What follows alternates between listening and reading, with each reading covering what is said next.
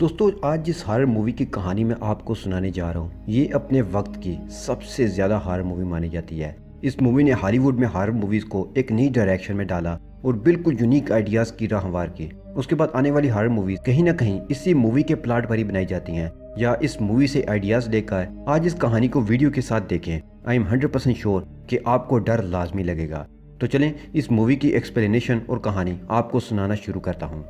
Movie शुरू होती है तो हम कुछ फ्रेंड्स को कार में जाता हुआ देखते हैं। वो कहीं जा रहे हैं और वो खूब एंजॉय भी कर रहे हैं। उनके नाम स्कॉट, शैली, लिंडा, ऐश और चेरियल हैं। लिंडा ऐश की गर्लफ्रेंड है। ये लोग अपने सफ़र को एंजॉय करते हुए जा रहे हैं। उनकी डेस्टिनेशन एक वुडन कैबिन है। वहाँ पर ये लोग वेकेशंस के लिए जा रहे हैं। वो सब एडवेंचर को एंजॉय करने निकले थे तो तभी अचानक से उनके सामने एक ट्रक आ जाता है। उनका एक्सीडेंट होने ही वाला था लेकिन वो किसी तरह से बच जाते हैं और आगे का सफ़र कंटिन्यू करते हैं। वो सब नहीं जानते थे कि आगे का सफ़र उनके लिए कितना डेंजरस होने वाला है। आगे जाकर उनको एक ब्रिज क्रॉस करना होता है जो कि लकड़ी का है।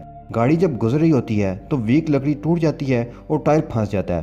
अब वो लोग एक और मुश्किल में फंस चुके थे और उन्हें समझ नहीं आ रहा था कि ये सब क्या हो रहा है। जैसे तैसे करके वो लोग टायर निकाल लेते हैं और इस मुसीबत से जान छुड़ा लेते हैं। अब वो फिर से आगे का सफ़र कंटिन्यू करते हैं। फाइनली अब वो अपनी डेस्टिनेशन वुडन कैबिन तक पहुंच जाते हैं। ये जंगल में है और बहुत ही सुनसान जगह है। स्कॉट डोर को ओपन करने के लिए आगे बढ़ता है। डोर के पास एक झूला खुद ब खुद मूव कर रहा था लेकिन कोई भी ये बात नोट नहीं करता। लेकिन जब वो डोर के ऊपर से कीज उतारता है तो झूला रुक जाता है। वो ये सब इग्नोर करके अंदर चले जाते हैं। अंदर का एनवायरनमेंट बहुत ही ज्यादा डरावना था। बाकी सब भी अपना सामान लेकर अंदर आ जाते हैं। रात के वक्त शेरियल अकेली रूम में होती है और वो स्केच ड्रा कर रही है लेकिन कुछ आवाज़ों की वजह से वो डिस्ट्रैक्ट होती है। ये आवाज़ें बाहर से आ रही थी जैसे कि कोई कह रहा हो कि तुम भी हम में शामिल हो जाओ। शेरिल के हाथ चलने लगते हैं और खुद ब खुद पेपर पर एक ड्राइंग बनती है जैसे किसी ने उसका हाथ अपने कंट्रोल में कर लिया हो। ये ड्राइंग एक ड्रॉनी बुक का है। वो ये सब देखकर डर जाते हैं। तभी वो देखते हैं कि बेसमेंट का डोर खुल रहा है। ऐसे फील हो रहा है कि जैसे कोई अंदर है और बाहर आने की कोशिश कर रहा है। शेरिल खौफजदा होकर रूम से बाहर भाग जाती है। बाहर सब डाइनिंग टेबल पर खाना खा रहे होते हैं।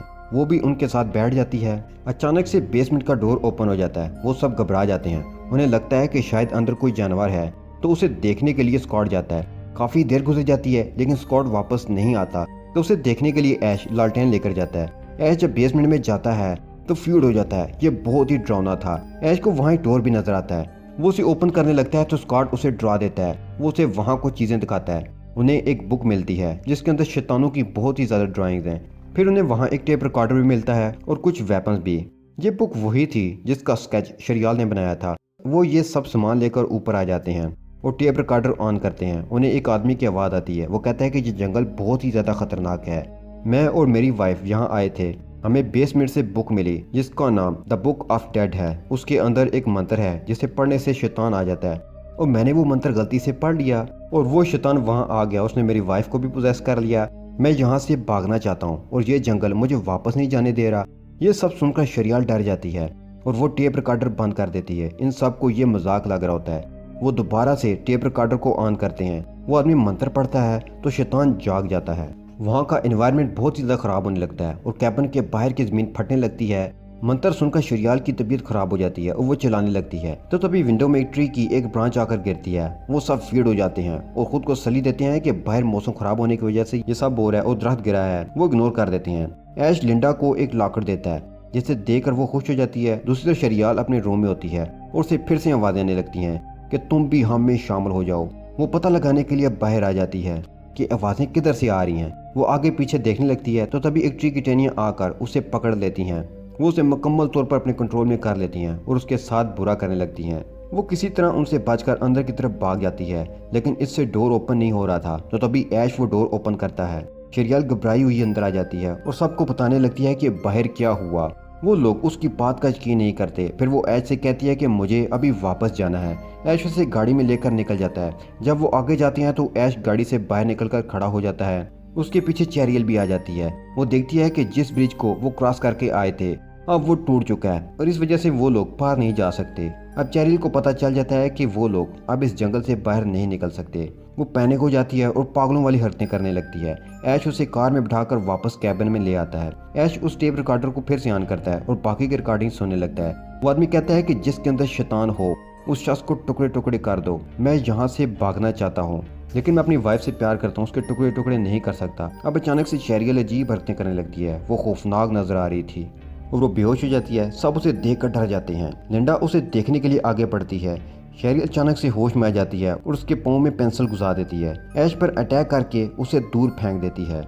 अब वहाँ स्कॉट आ जाता है और शेरियल से फाइट करके उसे बेसमेंट में लॉक कर देता है। शैली और स्कॉट ऊपर बैठे होते हैं। शेरियल बेसमेंट से बाहर आने की पूरी कोशिश करती है। शैली ये देखकर डर जाती है। शैली को फील होता है कि रूम के बाहर कोई है। स्कॉट उसे कहता है कि यहाँ कुछ नहीं, तुम रूम से बाहर चली जाओ। शैली अपने रूम में आती है। वो देखती है कि विंडो का शीशा तोड़कर कोई चीज अंदर आई है और उस पर अटैक करती है। उसकी चीखों की आवाजें आती हैं। उसके देखने के लिए स्कॉट उसके रूम में जाता है। वहाँ शैली नजर नहीं आती। तभी वो अचानक से कहीं से निकलकर स्कॉट पर अटैक करती है। स्कॉट उसे धक्का देता है और वहीं चिमनी में गिर जाती है। शैली भी शेरियल की तरह पोजेस हो गई थी। शैली का फेस आग में जलने लगता है। स्कॉट उसे खींचकर बाहर निकालता है।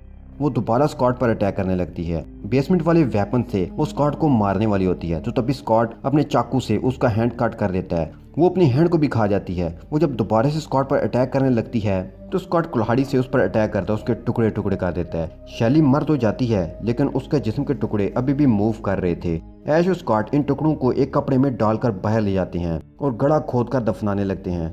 उसे दफनाने के बाद वो वापस कैबिन के अंदर आ जाती हैं कि हमें अभी इसी वक्त यहाँ से जाना चाहिए। ब्रिज के अलावा कोई और रास्ता तलाश करेंगे। ऐश कहता है कि अभी तो लिंडा चल नहीं सकती, उसका जख्म गहरा है। स्कॉट उसे कहता है कि वो तुम्हारी गर्लफ्रेंड है, ये मेरा मसला नहीं है। लिंडा सो रही होती है तो ऐश उसे देखने आता है। उसका जख्म पूरे जिस्म में फैल चुका था और उसके अंदर भी शैतान आ गया था। वो अजीब हरकतें करने लगती है। ऐश डर कर बाहर आ जाता है। वहाँ स्कॉट आता है जो बुरी तरह से जख्मी है। ऐश उसे बिठाते और पूछता है कि ये सब क्या हुआ और क्या दूसरा रास्ता मिला। तो वो कहता है कि दूसरा रास्ता तो है, लेकिन वहाँ बहुत खतरनाक ब्रांचेस हैं। वहाँ लिंडा आ जाती है और जोर जोर से हंसने लगती है। ऐश उसे मना करता है और वो और जोर से हंसने लगती है। ऐश उसे शूट करने लगता है, लेकिन उसके अंदर हिम्मत नहीं होती। तभी लिंडा नॉर्मल हो जाती है और उसका बिहेव बदल जाता है। वो ऐश को कहती है कि मेरी हेल्प करो। बेसमेंट से शेरिल की आवाज़ भी आती है कि मैं अब ठीक हो गई हूँ, मुझे बाहर निकालो। दरअसल ये इन दोनों की चाल थी। ऐश चैन खोलने वाला होता है कि शेरिल अपना हाथ बाहर निकालकर उस पर अटैक करती है। ऐश डर कर दूर हो जाता है। लिंडा अपने शैतानी रूप में वापस आ जाती है और हंसने लगती है। ऐश उसे घसीटते हुए बाहर ले जाता है और डोर बंद कर देता है। वो स्कॉट के पास वापस आता है उसे पानी पिलाने के लिए, लेकिन तब तक उसकी डेथ हो चुकी थी। ऐश रूम में जाता है। उसे कुछ आवाजें आने लगती हैं। वहाँ लिंडा आ जाती है और उस पर चाकू से अटैक करने लगती है। ऐश उसी चाकू से उस पर वार करता है और वो बेहोश हो जाती है। ऐश लिंडा को जंजीरों में जकड़ देता है और चैन सा की मदद से उसके टुकड़े टुकड़े करने का सोचता है, लेकिन उसकी हिम्मत नहीं होती। वो उसे उठाकर बाहर ले आता है और गड़ा खोदकर दफना देता है। अंदर शेरियल बेसमेंट का डोर खोलने की कोशिश कर रही होती है। वो जोर जोर से हिलाती है जिससे सारी कीलें उखड़ जाती हैं और डोर ओपन हो जाता है। शेरियल आजाद होकर बाहर आ जाती है। ऐश लिंडा को दफनाने के बाद मिट्टी डाल देता है तो उसे वही लाकड़ नजर आता है जो उसने लिंडा को गिफ्ट किया था। वो लाकड़ को उठाने लगता है तो तभी लिंडा का हाथ गड़े से बाहर निकलता है और ऐश की टांग को पकड़कर जख्मी कर देता है। ऐश वहाँ से जान छुड़ाता है और दूर गिरता है। लिंडा जिंदा वहाँ से बाहर निकल आती है।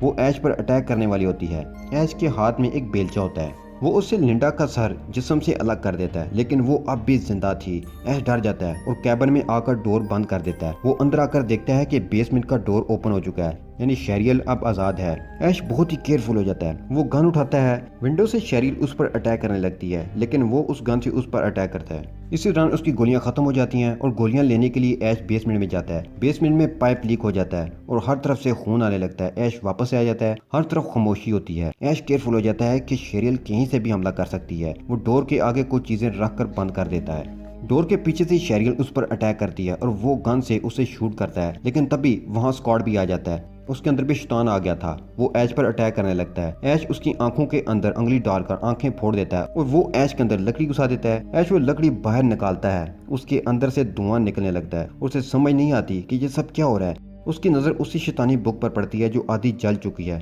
उसे समझ आ जाता है कि अगर ये बुक जल गई तो शैतान मर जाएगा। ऐश उस बुक को उठाने वाला होता है तो तभी वहाँ शेरिल आ जाती है और स्कॉट ऐश का पाँव पकड़ लेता है। ऐश लिंडा को दिए हुए लाकड़ से वो बुक अपनी तरफ खींचता है और आग में जला देता है। बुक के जलते ही शेरिल और स्कॉट की बॉडीज जलने लगती हैं और आखिर में उनके अंदर से कपड़े निकलने लगते हैं। लेकिन ऐश को अभी भी वो आवाजें आती हैं कि तुम हम में शामिल हो जाओ। तब तक सुबह हो जाती है। ऐश बाहर आता है। वो वापस जाने लगता है। तब अंदर से शैतान वापस आकर ऐश पर अटैक करता है। उसकी चीखों के साथ ही ये मूवी यहीं खत्म हो जाती है।